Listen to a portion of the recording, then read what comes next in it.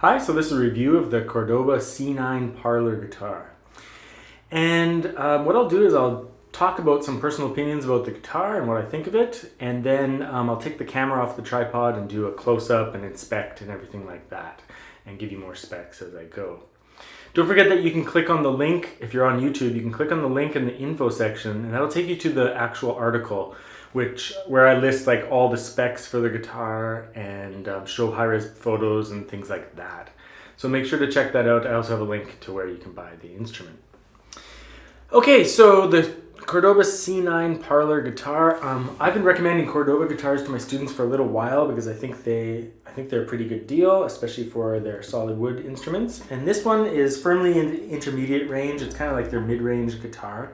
So it's all solid wood. So that's a great aspect of the instrument. All solid wood instead of laminate is going to give you just more sustain and a nicer tone for sure. So it's called the C9 Parlor guitar. So we should talk about the parlor aspect.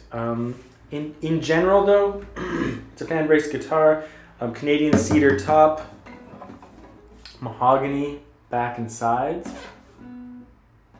all solid woods, and it comes with a polyfoam case. And in terms of the parlor aspect, they've decided to call it a parlor instead of like a small scale guitar. And that's partly just in line with what's happening in steel string guitars. There's a huge revival with the parlor guitars, I think, and so they've gone with that name. But it's a 630 millimeter scale length. So from here to here is a 630 millimeter, 630 millimeters, and the average size of an adult size classical guitar would be 650, so 650 millimeter. So the scale length is reduced by enough that it does make the stretches between the frets a lot easier. That much is certain.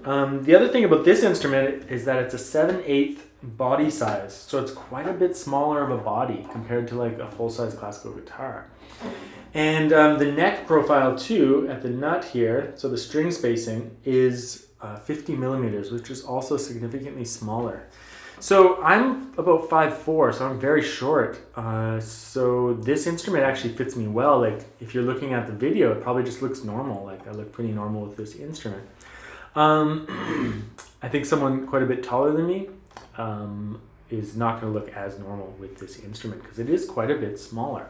It's not 3/4 size, it's 7/8 size, so it's not that much smaller. But it is definitely, like I can feel how much smaller it is.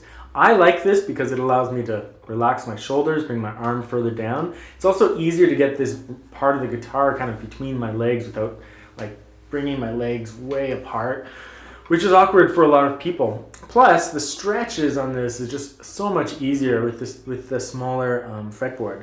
However, I will say that when I ordered it, I got it for like a super price, so I was really happy about that. And I just ordered it for no reason at all, just to try it out, and because it was a good deal.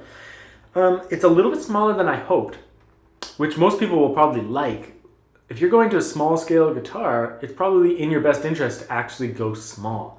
Going from like a 650 millimeter scale to a 640 makes almost no difference at all. It's like you might feel a little bit, but that's less than a millimeter between the frets. It's so unnoticeable. This is noticeable. So I support the idea of going this small, but you want to be careful. The neck profile in particular was smaller than I thought. So it feels a little bit cramped. I've been playing for 26 years on normal size guitars, so that influences me. If I played on this for a long time, I'd probably start feeling much better about it. So they definitely went small with it. So keep that in mind. That's definitely important. I think that most people will actually like it, and it certainly makes playing certain things much easier. When I play this Vice,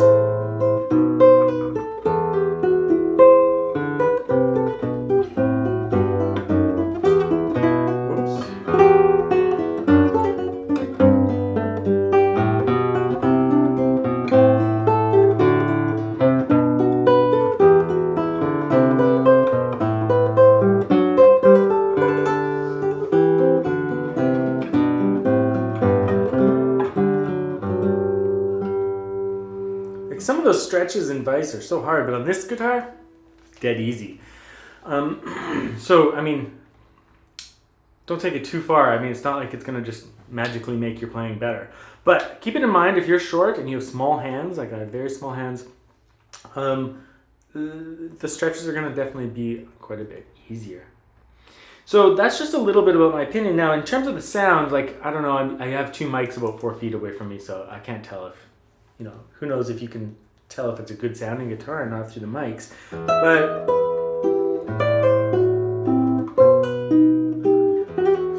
what I find with the guitar is that on average for the price range, and you can look up the price by going to the article, but like I've seen it on Amazon for like $1,300, and or less or a lot more. You have to find out where the best price is. I got this off Amazon for really cheap. They sometimes they mark down items for really cheap, so I was really happy about that. But for the price, I'd put the sound quality above average for sure. It has sustain, a decent amount of color change,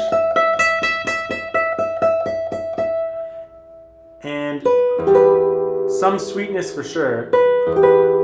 But the good thing about its tone is that it's not the sweetness that you get from like a $100 Yamaha or something, where the finish, it's almost like you're hearing the finish of the guitar. Like it's more of a plasticky kind of sound.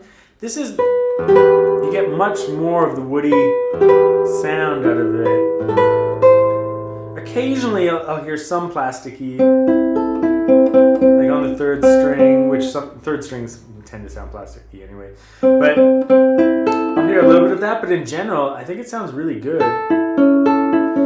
I suspect that one of the things that hold factory guitars down is just the type of finish. Like on a high quality, like $6,000 guitar, which you can't compare the two. I mean, the price is so different.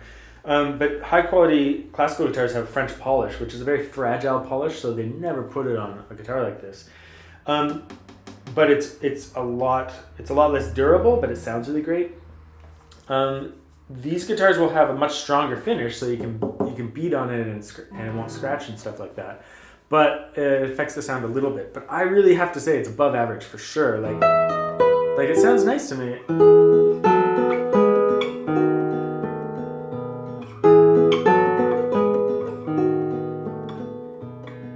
You're not going to get huge, rich basses, but the balance between the strings is nice. And actually that sounds pretty rich actually right now, but I think the smaller scale length is going to give you more punch. So there's quite a bit of pop to the sound, which I really appreciate that more than having like a muddy sounding dark instrument. In terms of volume and projection, again, above average, I have to say, like for sure. The volume is very good. I play on Marcus Dominelli, a lattice braced guitar. It's in the $6,000 to $7,000 range, and I love it. It's definitely a little bit louder, and the tone's nicer. But truly, like this, it does a pretty good job for the price. You could keep up. I mean, for sure.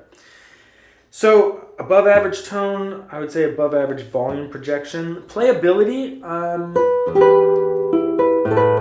As I said, I ordered this off of Amazon, so it's just like straight out of the box, really. I think that overall that it's really good. There's no buzzes anywhere. I thought maybe the action was a little bit high, but that's probably best for most people. Like you just don't want it to get out of the box and start buzzing, right? It's not buzzing anywhere. So it could be lowered a little bit, but you can just have if you really wanted to get it fine-tuned to your playing style, you could just get a saddle redone by a luthier. It would cost you very little. But I thought the setup was pretty decent as well. So overall, I really support this guitar. Again, in terms of the parlor guitar aspect of it, I'm short, so that's really beneficial to me. I think if you're taller and you have big hands and stuff like that, you might not want to play on this if you're playing traditional classical guitar repertoire. You might want something with just a little bit wider of a neck profile. But for me, it's so fantastic. Like I like this size of instrument, for sure. And for the price, I think it's incredible. So next thing I'll do is I'll take the camera off the tripod and just do a close inspection of the instrument. Okay, so here we are, and we're taking a close look at this Cordoba C9 Parlor. Let's see if I can get into the label here. There it is, Luthier Series C9 Parlor guitar. And really nice rosette. It's a mother of pearl weave rosette, so a very cool rosette on that. Let's see if I can zoom in on that. As I said before, it's a Canadian cedar top. Very nice. Take a look at this bridge. Check out the article on the site where I'll list all the woods, so all the bridge and everything like that. Very nice. I'll flip the guitar over in a second so you can see the mahogany more clearly, but there's sides. It's a reflective room.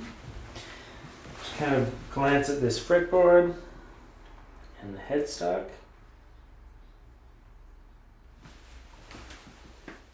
And the tuners there. Okay, and then I'll just flip this over.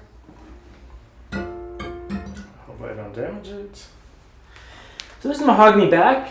Mahogany is not used on high-level classical guitars very often, but I think it's a great wood, and it's readily available for sure. It's used a lot in other instruments, but it's actually quite a pretty wood. So nice craftsmanship. Pretty impressed with it.